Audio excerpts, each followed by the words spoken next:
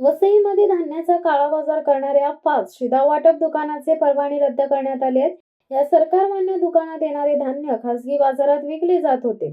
वसईतील धान्याचा काळाबाजार करणाऱ्या या 5 सरकारी शिधावाटप दुकानदारांचे परवाने तात्काळ रद्द करण्यात येऊन येथील माणिकपूर पोलीस ठाण्यात गुन्हा दाखल करण्यात आलाय. भारतीय खाद्य निगमकडून येणारे धान्य या सरकारमान्य दुकानात न उतरवता ते अन्य ठिकाणी उतरवले जात असते.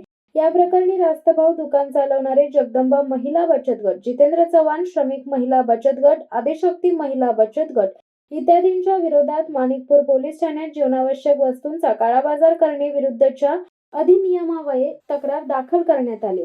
या प्रकरणाची कुणकुण लागताच जिल्हा पुरवठा अधिकाऱ्यांमार्फत स्वतंत्र चौकशीमध्ये सरकारी धान्याचा काळाबाजार होत असल्याचे निष्पन्न झाले.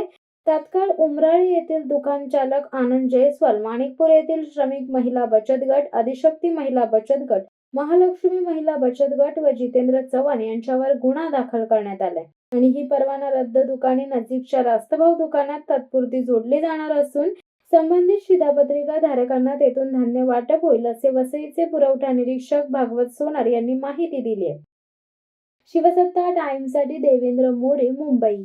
दे धडक बेधडक वृत्त देणाऱ्या आपल्या शिवसत्ता टाइम्स न्यूज चॅनलला लाल बटन दाबून सबस्क्राईब करा आणि बेल आयकॉनला क्लिक करायला विसरू नका.